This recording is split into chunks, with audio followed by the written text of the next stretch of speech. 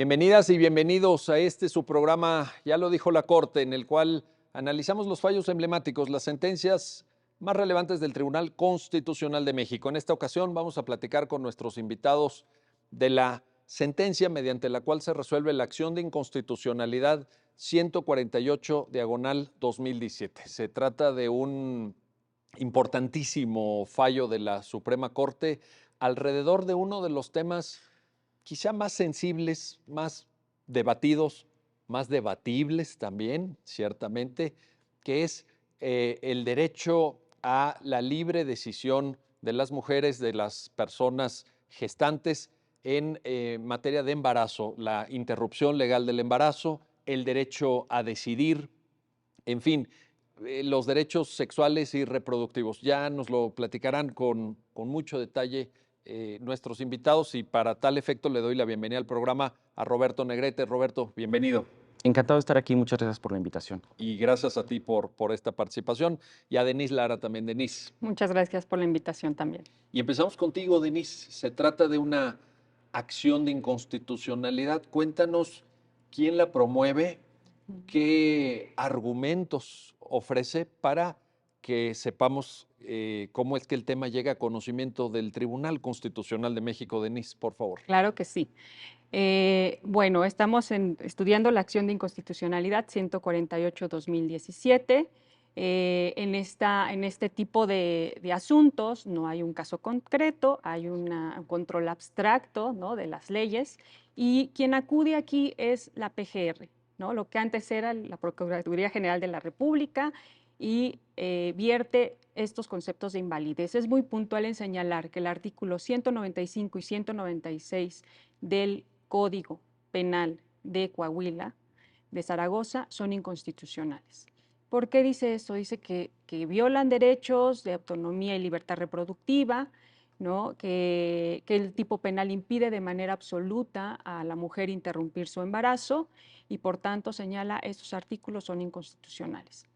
Por otra parte, añade que a partir del artículo 4º constitucional, que establece en su segundo párrafo que todas las personas tienen derecho a decidir de manera libre, decidida, el número de hijos y su esparcimiento.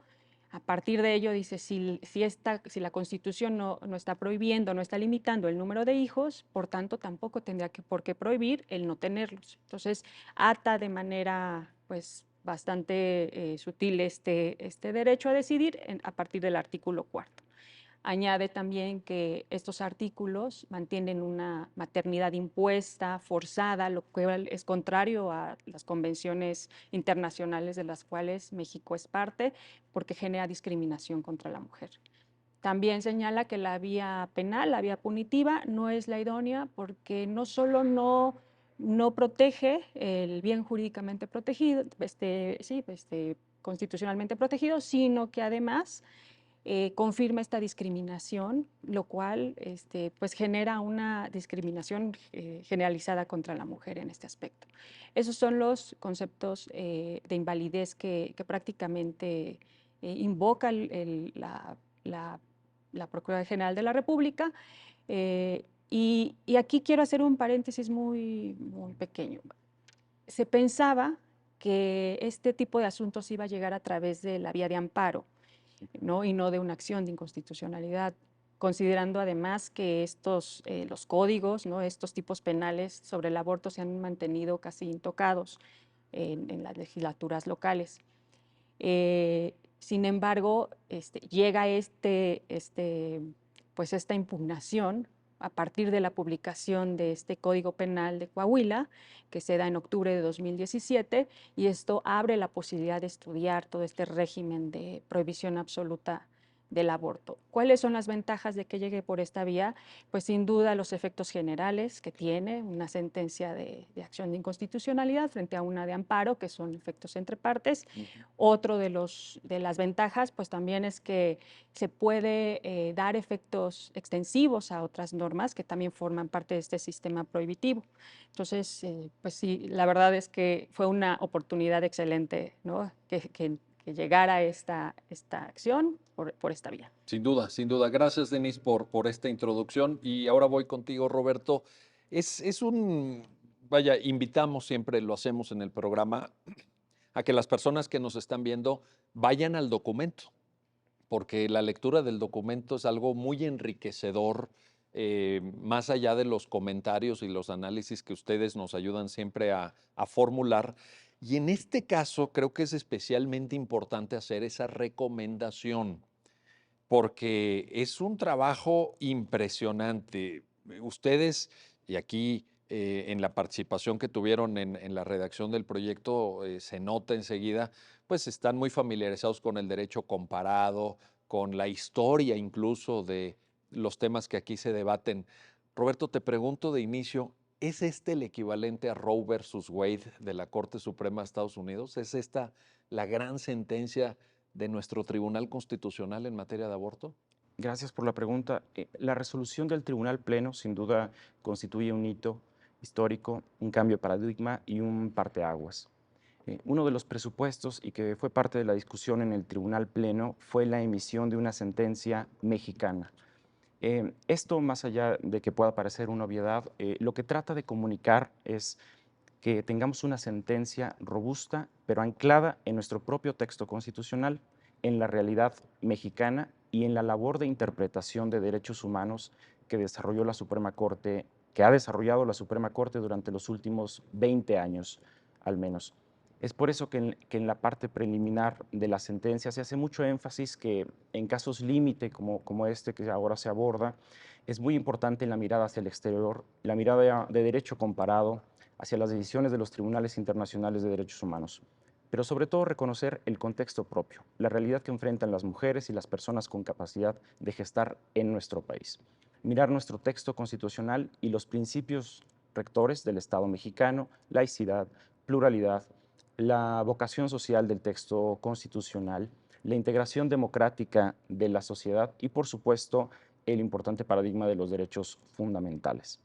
Es a partir de esto que la sentencia pretende reflejar y no ser una decisión súbita que esté anclada a alguna corriente ideológica en particular, sino que es tan solo el reflejo de un trabajo jurisprudencial de 20 años. Bueno, pues importantísimo, importantísimo.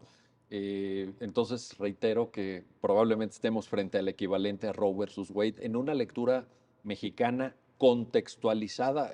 Ahorita vamos a platicar más adelante porque incluso una parte muy significativa de la sentencia, diría yo incluso hasta cierto grado novedosa, es que se citan a estadísticas, Es correcto. estadísticas, estadísticas de exclusión social, de pobreza, estadísticas de violencia hacia las mujeres también, con unos datos, bueno, ya ustedes nos lo comentarán, a mí me impresiona, ya lo vamos a platicar. Denise, quizá una llave de entrada a la sentencia, a la decisión que la Corte toma, sea el concepto de autonomía reproductiva. Roberto acaba de señalar algo muy importante. Él dice, bueno, nosotros tenemos que resolver en función no tanto de una teoría, no tanto de una ideología, sino de un texto constitucional. Pero ahí tenemos el artículo cuarto, párrafo segundo al que tú aludías. Cuéntanos cómo eso empata con autonomía reproductiva en el contexto de lo que la Corte decide, por favor. En realidad, la autonomía reproductiva es uno de los derechos y principios que forman el derecho a decidir y que esta sentencia, ¿no?, lo reconoce a partir del artículo cuarto.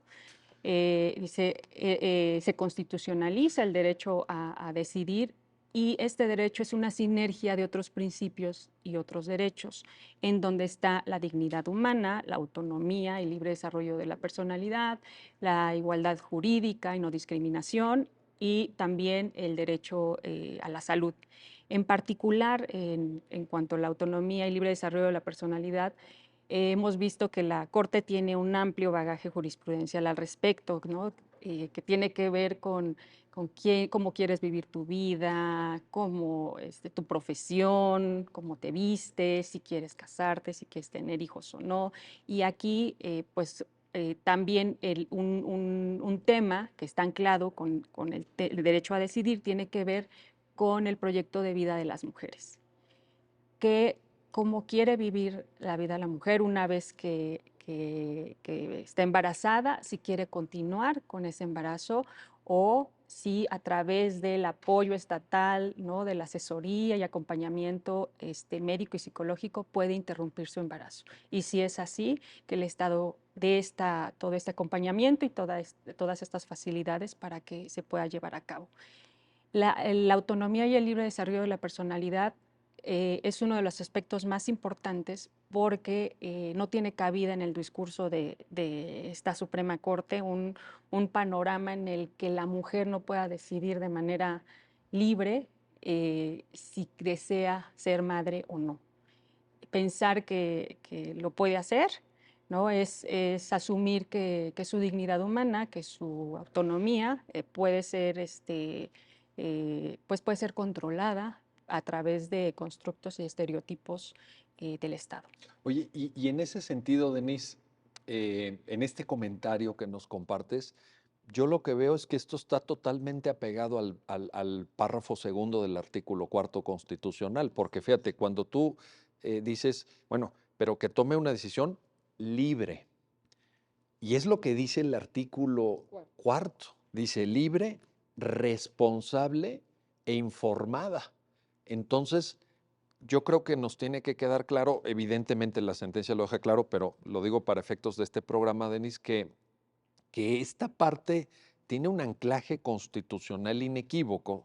Vaya, luego hay otras cosas que discutir y que debatir, y aquí las vamos a plantear, el tema del plazo, la incidencia del tiempo en cuanto al proceso gestacional, va avanzando el tiempo, se va modulando de alguna forma, la sentencia también lo establece, pero de arranque, de inicio, esta autonomía reproductiva tiene pleno, absoluto, claro fundamento constitucional. ¿Eso lo podemos afirmar, Denise? Así es, Entonces, sin duda. Así que el argumento, ¿no?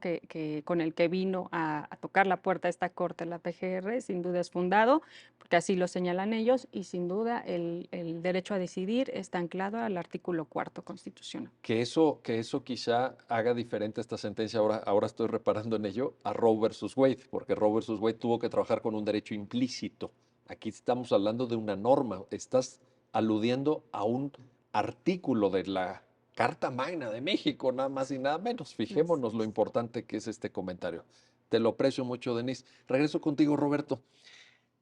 Otra llavecita, déjame ponerlo así, que nos abre la puerta de la argumentación de la Corte, de todo el gran trabajo que se hace en la sentencia, Denise lo apuntaba también, es el concepto de dignidad.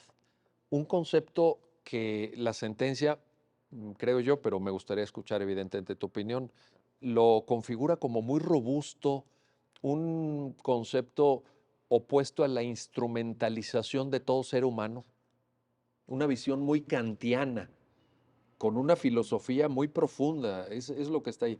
Cuéntanos esa parte, por favor. Con mucho gusto. La sentencia plantea como pregunta detonante revisar las normas penales asociadas a la libre interrupción del embarazo. Esa es la pregunta detonante de aproximación. Identifica en qué derecho constitucional incide este tipo de regulaciones punitivas y advierte que lesiona directamente el derecho a decidir, que como ya se mencionaba de forma expresa, se encuentra en el artículo cuarto constitucional. Pero además de esto, de las características propias de nuestro texto constitucional, se identifica que hay una vertiente específica que robustece esta noción general de justicia reproductiva. Y el punto detonante justamente es la dignidad humana como principio y fundamento del resto de los derechos fundamentales. La Corte ya ha tejido a partir de numerosos criterios que la dignidad humana supone un presupuesto para la existencia valiosa misma del ser humano y que es indispensable para poder no solo desempeñar el proyecto de vida, sino hacerlo de forma digna, como corresponde a las personas y en este caso específico a las mujeres y personas con capacidad de gestar. A partir de este punto detonante que es la dignidad humana, la sentencia borda sobre el resto de las prerrogativas que suman y dan la noción integral de lo que mencionábamos como justicia reproductiva. Se suma a la dignidad humana la autonomía personal, el libre desarrollo de la personalidad, la igualdad jurídica y el derecho a la salud, tanto en su vertiente de protección del ámbito físico como psicológico. Oye, justamente, fíjate, qué bueno que lo mencionas. Me parece que hay una línea de continuidad, hay un hilo conductor en la lectura de la sentencia que precisamente va de dignidad a autonomía personal, libre desarrollo. Hay como una trilogía ahí, fíjense. Autonomía personal, libre desarrollo de la personalidad e intimidad. Y entonces, entiendo yo, tú nos lo aclaras, Roberto, que el concepto genérico es dignidad, y que además es un concepto transversal a todos los derechos por el hecho de ser persona, ¿no? Y luego de ahí ya bajas a esta trilogía y dices, bueno, esto se plasma en autonomía personal. Si alguien quiere tener una vida digna, pues tiene que ser una vida autónoma, tienes que poder tomar tus decisiones. De ahí, libre desarrollo de la personalidad. Denise apuntaba casarse, no casarse, tener hijos, no tener hijos, pues tu forma de vestir, tu proyecto de vida, también lo señalaste. Y de ahí, intimidad. Híjole, importantísimo. ¿Puede haber vida digna sin estos tres elementos, Roberto? El Tribunal Pleno considera de manera rotunda que no, que la forma en la que solo se puede ejercer libremente el proyecto de vida es teniendo como punto de partida estos elementos. También la Corte se expresa en manifestar que los derechos mencionados se irradian una fuerza mutua en la que se forman componentes y impedir el derecho a decidir, la libertad de tomar decisiones sobre el plan de vida propio, significa correlativamente lesionar estos derechos. Ahí está la cuestión. Oye, vamos a hacer una pausa, pero antes déjenme preguntarles, no sé, Denise, Roberto, hay una expresión en la sentencia que para algunos puede sonar un poco rara y es mi deber ponerlo en la mesa y ustedes nos lo aclaran. Personas con capacidad de gestar. A ver, porque alguien puede decir, oye, no, a ver, esto es para las mujeres. Pero la Corte aclara, mujeres o personas con capacidad de gestar. A ver, A ver, ¿cómo entender esa parte? la sentencia, claro que abarca no solo a las mujeres, sino a las personas con capacidad de gestar o personas gestantes, que es un concepto, ¿no?, que ya se ha utilizado aquí en la Corte, en la primera sala, en el amparo de revisión 1388-2015, y que es usado por primera vez por el Pleno, por el Tribunal Pleno. Es un concepto de tipo inclusivo, ¿no? Hay que decirlo, que nos sirve para reconocer y para visibilizar a aquellas personas que no se identifican con el género de mujer, ¿no? Pero que tienen la capacidad de procrear, de gestar. Entonces, esta sentencia beneficia también a estas personas. Entiendo que pueda ser polémico, pero sin duda debemos de ver a los derechos de manera incluyente, ¿no? Un ejemplo, una persona, un hombre transgénero, una persona no binaria, puede gestar y podría estar inmiscuido, ¿no?, en uno de estos asuntos, estar embarazado y no querer transitar por este proceso de embarazo y decidir interrumpir su embarazo. Entonces me parece que es muy válido y que además es un derecho y debe de ser incluido también. Quien diga que es incorrecto que la Corte use esta terminología está argumentando en contra de la igualdad, en contra de la inclusión. ¿Es así, Denis? Pues podremos decir que sí, justo una idea y que se plasma a lo largo de este proyecto es pues la igualdad de género, ¿no? Y por género no debemos entender que se refiere solo a las mujeres. El género es muy abierto y sin duda pensar lo contrario sería pensar que solamente, pues así que solamente podría beneficiar a un grupo de personas muy específico, lo cual no es el objeto de esta sentencia ni del tribunal. Te lo pregunto porque obviamente todos sabemos que esta sentencia es el resultado, Roberto lo dijo muy claramente, es el resultado de años de reflexión judicial, incluso aquí mismo en esta corte, 20 años fue el número que diste, Al Roberto. menos.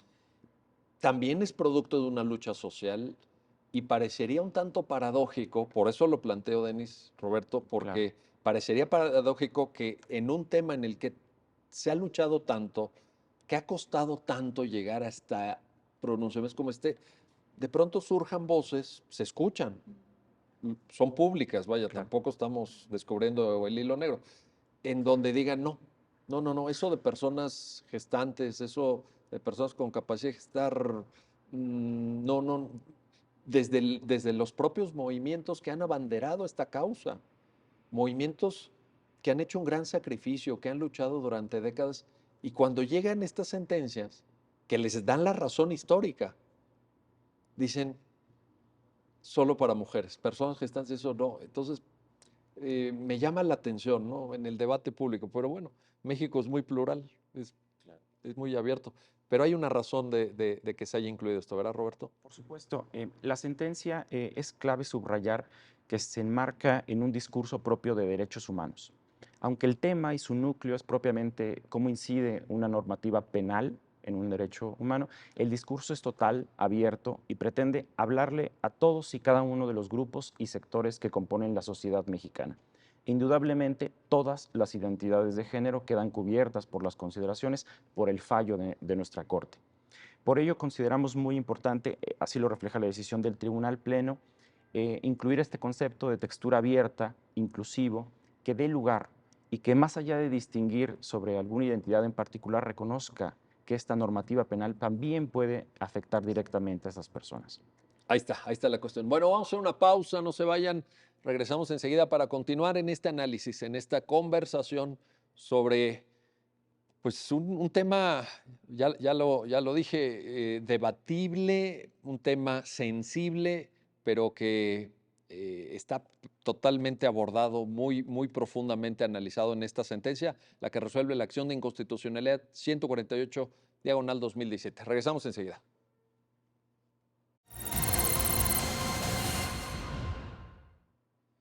Ya estamos de vuelta, ya estamos de regreso en este su programa, ya lo dijo la Corte, para continuar en este análisis, en esta reflexión sobre la acción de inconstitucionalidad 148-2017 con nuestros invitados. Y te quiero plantear, Roberto, un tema que me parece que también va al fondo de la cuestión. La norma penal del Estado de Coahuila de Zaragoza establecía una sanción para aquellas personas que interrumpieran voluntariamente un embarazo sin distinción de tiempo. Me parece que el tema temporal, digamos, atraviesa la reflexión de la Corte también. Claro. Me parece que hay una dimensión ahí que engarza con el argumento de la Corte, decir, bueno, vamos a ver en qué momento o vamos a ver esta prohibición penal de Coahuila que no abre ni una ventana de tiempo, ¿no? Cuéntanos esa parte, por favor. Claro, por supuesto.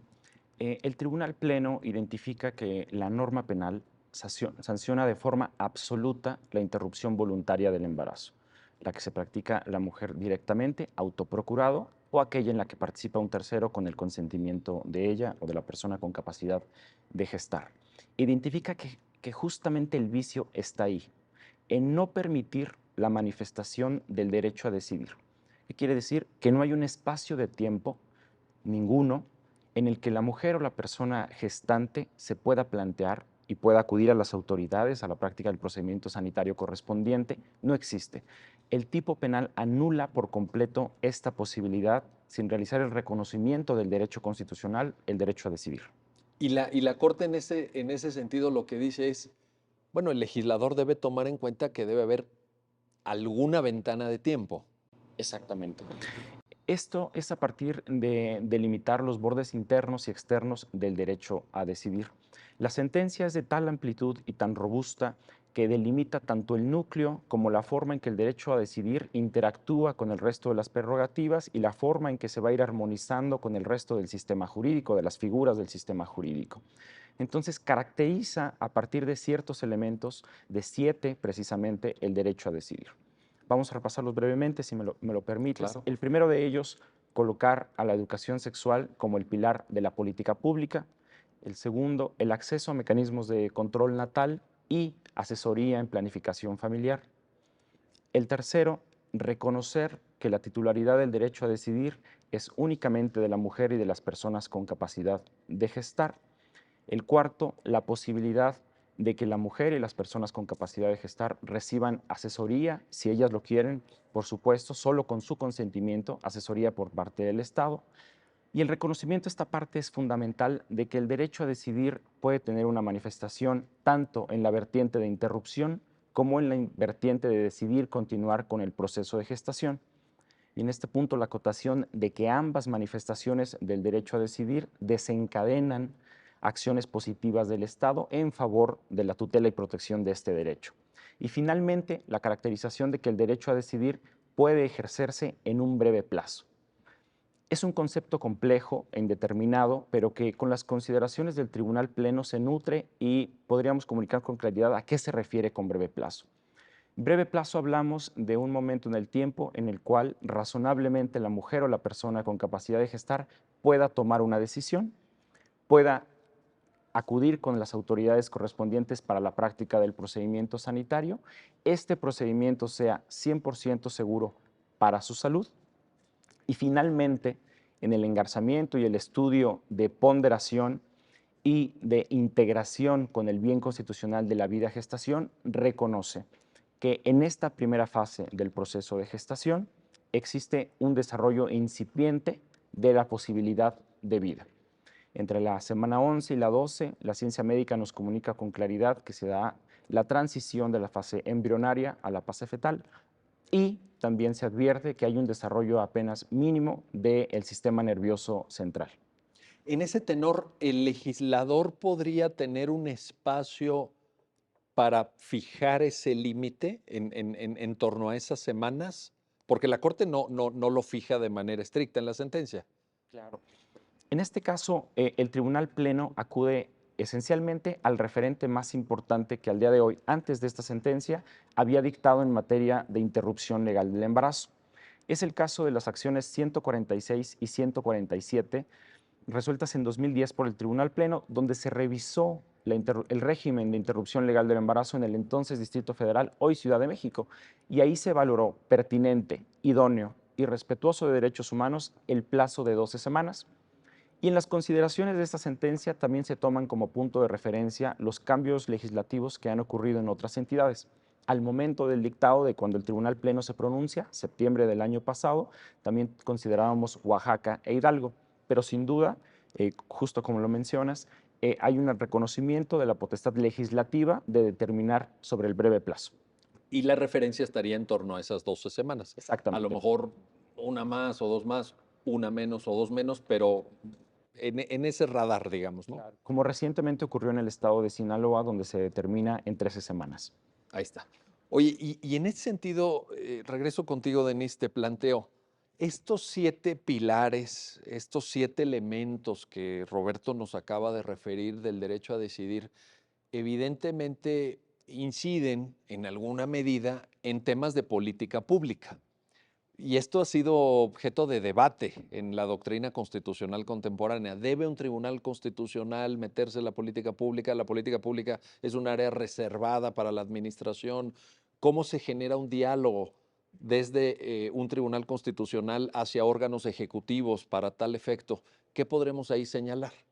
En realidad lo que se hace en esta sentencia, digo, el Tribunal Pleno es muy respetuoso de este diálogo, es dar pautas mínimas, ¿no? No se le dice a los otros poderes, tienes que hacer esto de tal forma en determinado tiempo, pero sí comunica, y creo que es una obligación del Tribunal Pleno, comunicar a las personas a las que va dirigida esta sentencia cómo se construye este derecho a decidir y qué implicaciones tiene. En realidad las tendríamos que ver más como implicaciones, como pautas mínimas, ¿no? Y este acompañamiento, a lo mejor hasta es obvio, pero creo que el derecho a decidir y lo que está en juego no es para menos ponerlo. Acompañamiento médico, psicológico, no indica en específico cómo se tiene que llevar a cabo ¿no? Al Ejecutivo, simplemente es mínimas cuestiones que se tienen que tomar en cuenta y que creo que es muy válido en una sentencia con un tema que impacta de manera muy sensible en la vida de las mujeres y de las personas con capacidad de gestar. Ahora, a partir de esta comprensión que acabas de ilustrar con mucha claridad, Denise, ¿podríamos afirmar entonces que el análisis de la Corte no se limita como en muchos otros casos además, y aquí y en otros países, a declarar la invalidez de la norma impugnada en un sentido, digamos, déjame ponerlo así, negativo, de que no puede el legislador sancionar desde el minuto cero la interrupción legal del embarazo, sino también hay una dimensión, adviertes, Denise, hay una dimensión positiva por parte de la Corte en el sentido de decir, sí, pero esto a su vez supone educación sexual, supone información, supone que las instituciones públicas estén receptivas para que se pueda llevar a cabo de forma segura, pues con todas las precauciones, con todo el cuidado, como debe ser este tipo de procedimientos, etcétera. ¿Compartes esa visión? Claro que sí, además, pues como todos sabemos, un derecho que esté reconocido no por eso quiere decir que se pueda ejercitar, ¿no?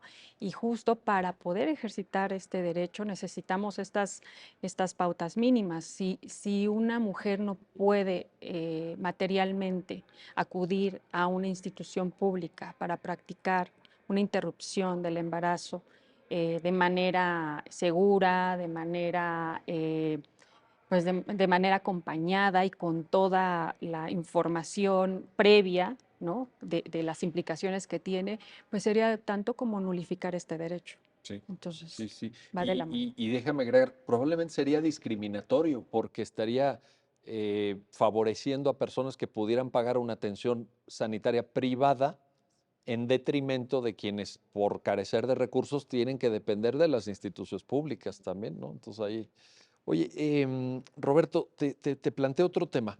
En la sentencia, bueno, hay obviamente un diálogo en términos, ya lo mencionabas, de derecho comparado. Están citadas convenciones internacionales como la CEDAW, Belém do Pará, observaciones generales de comités de Naciones Unidas en materia de derechos económicos, sociales y culturales, derecho a la salud, el, el propio comité de la CEDAW, en fin, hay todo un acompañamiento, muchas notas a pie de página, vaya. Pero hay una referencia doctrinal, Roberto, de Luigi Ferrajoli, este gran teórico del garantismo penal italiano, en un artículo que publicó la UNAM. Ahí hay una referencia a este texto Ferrajoli. Y sin entrar en tecnicismos, describiéndolo, Roberto, te pido de manera muy, muy sencilla, como lo han hecho hasta ahora muy bien los dos. em, ¿Por qué es importante esta cita de Ferrajoli y cómo Ferrajoli en el derecho a decidir, en el proyecto de vida, dice, es que esta prohibición penal no es como las demás? Aquí hay cierta especificidad. Cuéntanos. Claro, muchas gracias por la pregunta. El Tribunal Pleno en la sentencia, con una preocupación y también con una importante dedicación, se ocupa de citar al menos los últimos 50 años, tanto de doctrina, textos académicos, jurisprudencia internacional y decisiones propias del ámbito jurídico comparado. Esto es una preocupación constante a lo largo de toda la sentencia. Así es que se construyen distintos pilares de la decisión que se comunican, que tienen vasos comunicantes. Hablábamos de la parte constitucional orgánica, los principios del Estado mexicano que tienen una influencia en la decisión, el discurso de derechos fundamentales, las técnicas de interpretación para analizar el caso, la cita de datos duros. Finalmente, es muy importante para el caso de advertir la figura punitiva, citar las más modernas corrientes del derecho penal. ¿Y qué nos dicen estas? Por una parte, tendríamos dos que se imprimen una fuerza mutua, el derecho penal de mínima intervención y cuestionar la legitimidad del derecho penal partiendo de la base de que es el último recurso y el más agresivo del que el Estado dispone para inhibir que tenga lugar una conducta. Textos como el que se menciona del profesor Luigi Ferrajoli resultan fundamentales porque nos hacen cuestionarnos la legitimidad de un derecho penal que tiene sus repercusiones más graves y que en número afectan en mayor medida a los sectores sociales más desprotegidos, históricamente violentados por el Estado o por su propia realidad. Así, también la sentencia establece un hilo conductor entre la información directa sobre marginación, precariedad, rezago social, educativo, rezago económico y la vertiente de a quién afecta directamente este tipo de disposiciones penales. También un rasgo muy interesante y que invita a la reflexión, la sentencia, además en sí mismo de ser una decisión fundamental, definitiva, plantea el diálogo con todos los sectores sociales, nos dice, el derecho penal, el tema del aborto, la interrupción voluntaria, a diferencia de cualquier otra conducta así considerada en los códigos penales, supone para el actor, supone para la mujer o persona con capacidad de gestar, por definición, lesionarse a sí mismo. Esto es una consideración fundamental que debe invitar a la reflexión sobre las implicaciones nocivas, porque ese es el objetivo esencial de la sentencia, desterrar el derecho penal de la interrupción voluntaria del embarazo. Podrá estarse de acuerdo o no moralmente, conforme a las convicciones personales, morales, religiosas o éticas, podrá estarse de acuerdo o no con la interrupción voluntaria del embarazo, pero la sentencia invita y comunica la reflexión de convengamos en los efectos nocivos del derecho penal y platiquemos sobre nuevas formas de protección tanto a la mujer como al bien constitucional de la vida en gestación. Oye, y esa, digamos, consideración moral que cada individuo puede tener, evidentemente hay una libertad de conciencia en el artículo 24, etcétera, pero también empata, Roberto, te pregunto, con el carácter laico del Estado mexicano al cual alude la propia sentencia, ¿no? Es decir, mire, usted puede tener cierta ideología, puede concebir esto a veces como un pecado, a veces como algo inmoral, sí, pero México es un estado laico, ¿no? También lo verías como como una consecuencia argumentativa. Sin duda alguna. La sentencia también expone que la laicidad, así expuesta en esos términos, se influye positivamente en la autonomía.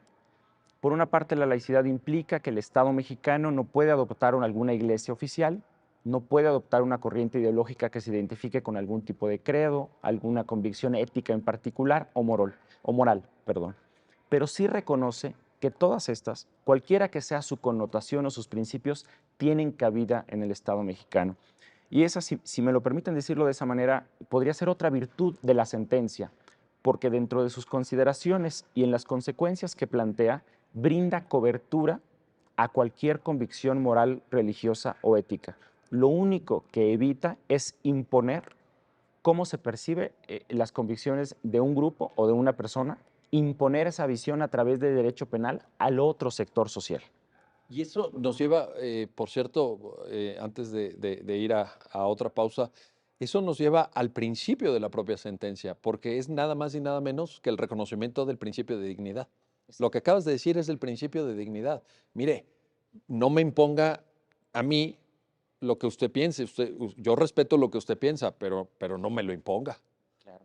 Oye, y en torno a esto, te pregunto, Denise, hay una parte también en la sentencia citando a Ferrayoli donde dicen, el problema del tipo penal de aborto es que de todas formas las personas que están enfrentando un embarazo no deseado o que por alguna razón deciden interrumpirlo, lo van a buscar de todas formas. Es decir, podemos contemplar tipos penales que de antemano sabemos, históricamente sabemos, sociológicamente sabemos, que no van a ser efectivos, que la prohibición penal no detiene, sino que al contrario, clandestiniza, eh, mm, le pone mil obstáculos a las personas más vulnerables, a las personas más pobres. Ahí también hay una reflexión de Ferrayoli interesante, Denis, cuéntanos. Sin duda, en la sentencia, al hacer el Pleno argumenta que es válido, ¿no? Que proteger al producto de la concepción es válido hacerlo, sin embargo, que la vía punible no es la idónea, ¿no? ¿Y por qué no es la idónea? Porque se utiliza el aparato del Estado, ¿no? Para sancionar este tipo de actos y porque sin duda no se ha mostrado que no protege ni a las mujeres ni a la vida en gestación, sino provoca que haya un mayor impacto en las mujeres con menos capacidad económica, educativa, y de ahí nos lleva justo a estos datos de la sentencia, ¿no? Y por eso la importancia de incluirlos. Claro que no ayudan este tipo de normas penales, agudiza aún más el rezago económico, la precariedad, agudiza la brecha incluso de la mujer que vive en zonas muy lejanas, que pertenece a grupos en situación de vulnerabilidad como los grupos indígenas. Entonces, sí, la sentencia es muy puntual en decir esta norma no solo es violatoria de los derechos de la mujer, sino que también no puede cumplir con el objeto para el cual supuestamente está hecha, ¿no? Que uno de los, hay tres apartados por los cuales el legislador local impone esta norma, que es por cuestión moral, contrario a la moral. Dice también que trata de impedir que haya mortalidad en las mujeres, lo cual se ha mostrado que es totalmente contrario a esta medida, porque justo lo que comentabas, las personas con mayores recursos van a acudir a una clínica privada, sin embargo, las personas que pertenecen a grupos en situación de vulnerabilidad no van a tener esta posibilidad y va a haber no solo pues muertes, también enfermedades que van a acompañarlas toda su vida. Entonces, eh, pues yo creo que sin duda no es lo deseable atender este tipo de tipos penales que no cumplen ni siquiera con el objetivo para el cual fue creado. Y sabemos que no lo pueden cumplir. Eso está acreditado. Tampoco es una idea peregrina, no es una ocurrencia, no es una ideología o una postura académica. Eso lo sabemos. Exacto. Ahí está. Bueno, vamos a hacer una pausa. Vamos a regresar rápidamente para continuar en esta reflexión sobre la acción de inconstitucionalidad 148-2017 con nuestros invitados. No se vayan, regresamos enseguida.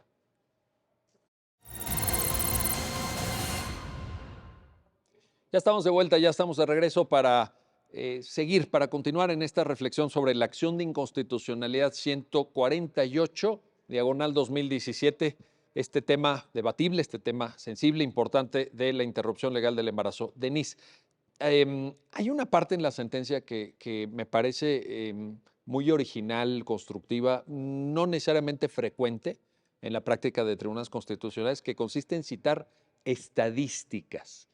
Y varias de las que están aquí en la sentencia son impresionantes por su incidencia, por su amplitud. Incluso cuéntanos, compártenos algunos datos. ¿Cómo fue que llegaron a esta parte? ¿Cómo seleccionaron esos datos?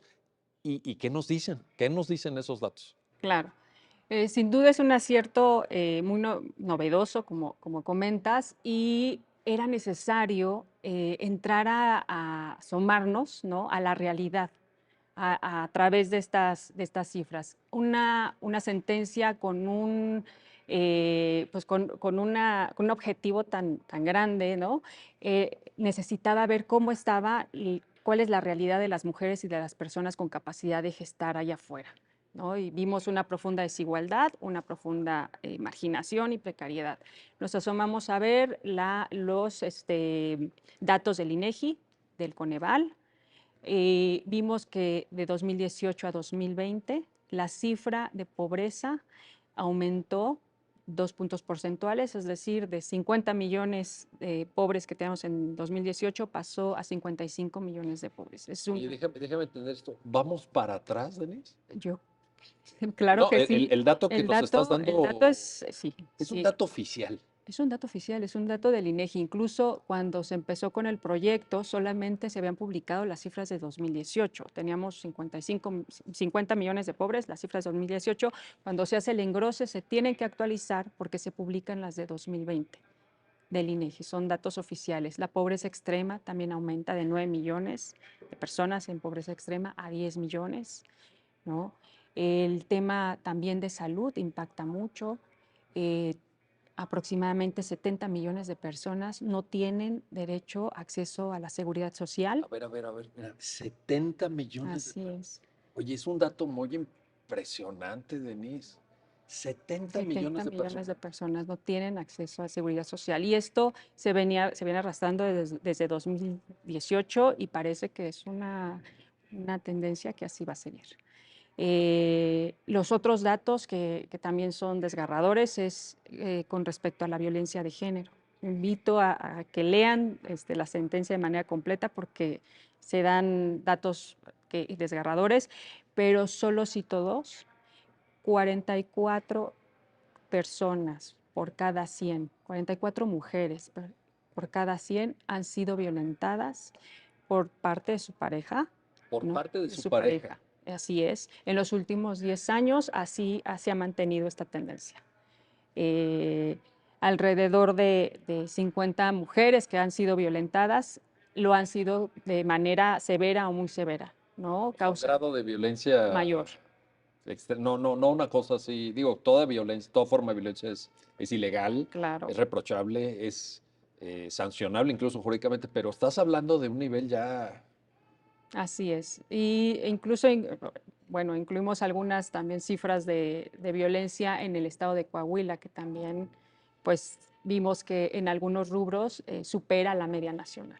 O sea que está peor Coahuila todavía que el En promedio. algunos rubros, Es impresionante. así Eso, es. eso nos habla, Denise, más allá del tema. Entiendo que la sentencia aborda un tema muy específico, que es el tema que ahorita hemos platicado de la interrupción, pero también es una radiografía de qué somos como sociedad, ¿no? Así es. No solo una radiografía, sino en dónde y en qué contexto están viviendo estas mujeres y las personas con capacidad de gestar, enfrentándose, ¿no?, a precariedad en temas tan básicos como es la salud. En ese contexto parecería una enorme injusticia añadir a todo esta desazón que genera vaya, nadie puede estar satisfecho con estos datos. Parecería increíblemente injusto sumarle la violencia institucional de usar el derecho penal para castigar una decisión, ¿no? O sea, por si no tuviera suficiente con todo esto, ahí te va todavía el Código Penal para reforzar esta exclusión, esta discriminación, esta situación tan delicada, ¿no?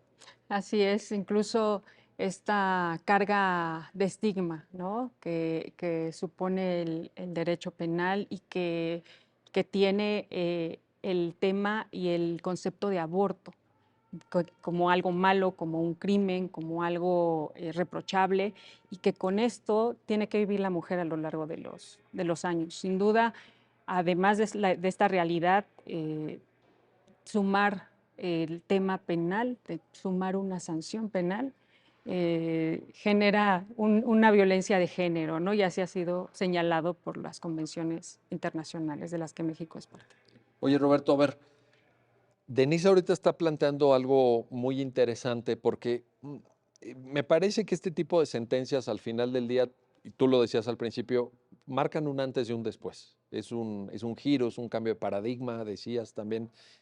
Con esto que apunta Denise de esta visión que estigmatiza, que etiqueta, que discrimina a la mujer o a la persona con capacidad de gestación que decide interrumpir su embarazo, pues también hay un largo recorrido que hacer en términos de construcción de discursos sociales, de visiones de la igualdad, de visiones de la dignidad. Cuéntanos esta parte, Roberto. Claro, esta pregunta es clave porque permite atender argumentos que surgen en el debate cuando se aborda la cuestión del aborto.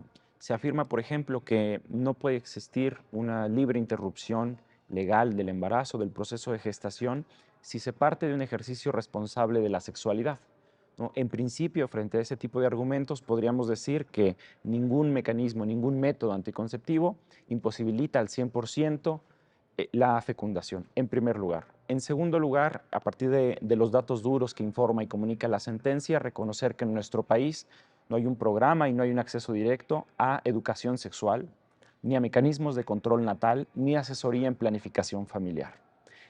A este segundo nivel se suma un tercero, que justamente son todos los mecanismos de violencia, de marginación, precariedad y rezago que tienen las personas. Podría existir el programa de educación sexual en los planes educativos, sin embargo, las cifras muestran con toda claridad que no se va a la escuela. No se va a la escuela por un problema económico, por un problema social. Que también hay datos. Así Eso está Exactamente. reflejado aquí con datos impresionantes. Exactamente. No reconocer esta situación y sumar el derecho penal como un mecanismo brutal que repercute en este tipo de sectores sociales, que son, desgraciadamente, la mayor parte de nuestra sociedad, eh, entraña un profundo clasismo y, en términos jurídicos, una discriminación que solo repercute de forma negativa en el ejercicio de los derechos, pero además suma y vuelve aún más precaria la situación de todos los mexicanos. Oye, en ese sentido, Denise, Te preguntaría ya nos estamos acercando a la parte final del programa, pero no quiero dejar de planteártelo. ¿Qué sigue? ¿Qué sigue? Al ser, lo comentabas al inicio, acción de inconstitucionalidad es control abstracto. La votación fue impresionante en el Pleno, porque pues casi todo salió por unanimidad, ¿no? Em, ¿Se ganó ya la batalla? ¿Es un peldaño más? ¿Seguirán otras reflexiones, otras sentencias o ya estamos hablando de que algo se ganó? Sin duda, es un gran avance, ¿no? Algo se ganó, sin duda.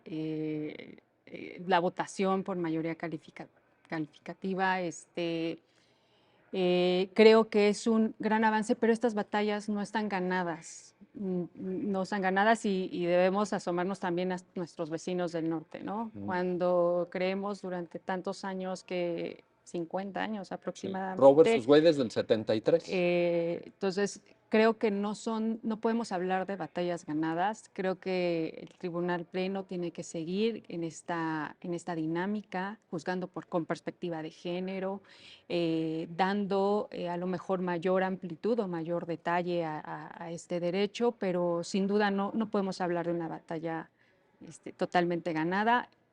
Es un gran acierto, fue una virtud que se haya votado así, pero creo que todavía tenemos mucho por hacer y sin duda, fuera del Tribunal Constitucional hay demasiado por hacer, ya se platicó aquí, crear políticas públicas, hacer realidad este derecho para las mujeres y para las personas con capacidad de gestar, que no sea un derecho que se quede en una ley o en una sentencia y que se pueda ejercitar de manera libre, de manera segura, de manera pues, discreta también, ¿no? Para proteger la intimidad. Para proteger la intimidad de la mujer.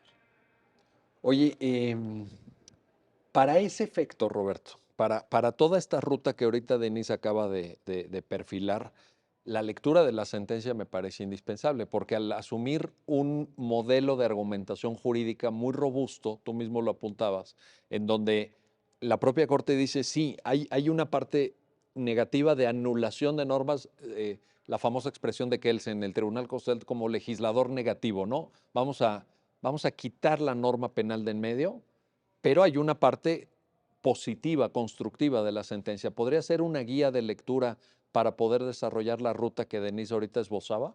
Sin duda alguna, la sentencia constituye un hito, un parteaguas. Los 4 pilares que hemos ido comentando, todos sus componentes pretenden hablar también, no solo para el caso concreto, sino tender hilos hacia el futuro. El objetivo también de las consideraciones es que sean la base para los futuros litigios, ¿no? Los efectos de la sentencia son inmediatos y determinantes: expulsar de nuestro sistema por completo, desterrar en definitiva la criminalización de la mujer y de las personas con capacidad de gestar. Ese es en definitiva. Oye, y un, Sí. un tema técnico ahí, Roberto, digo, a lo mejor muy de técnica jurídica, pero además con efecto retroactivo, ¿verdad? Propio de una acción. Es cierto, cualquier tipo penal en el que se haya usado o en el que se esté utilizando una norma penal de este contenido que criminalice de forma absoluta la interrupción voluntaria libre del embarazo o del proceso de gestación es inconstitucional en términos de la sentencia y obliga a todos los operadores jurisdiccionales del país a respetar estas consideraciones, a sujetarse a ellas. A ver, si una persona con capacidad de gestar o una mujer están presas por este tipo de delitos en Guanajuato, en Querétaro, en Michoacán, en Quintana Roo, ¿este criterio se les aplica? Esta sentencia repercute directamente en todos los procesos penales del país, ¿Se puede invocar? plenamente. Se puede tomar como una argumentación, decir, mire, es que aquí dice X, Y y Z. En su integridad. Bueno, pues esa es una buena noticia. Yo espero, Roberto, que abogadas, abogados, ONGs, activistas sociales, quienes han abanderado estas causas durante décadas, ustedes mismos lo decían, te estén escuchando, te pongan mucha atención, pero sobre todo que la lean, sobre todo que la lean, porque aquí hay muchas horas de trabajo, aquí hay un gran esfuerzo y estamos frente a un hito, es cierto. Pues enhorabuena por ello, enhorabuena. Enhorabuena a la sociedad mexicana. Y a México que hace que estos casos lleguen a la Corte. Si no hubiera llegado el caso tampoco, bueno, pues ahí está. Roberto Negrete, Denise Lara, gracias. Gracias a los dos. Gracias. Y gracias a usted que hace posible este programa, ya lo dijo la Corte, en el cual analizamos los fallos emblemáticos, las sentencias más relevantes del Tribunal Constitucional de México. Hasta pronto.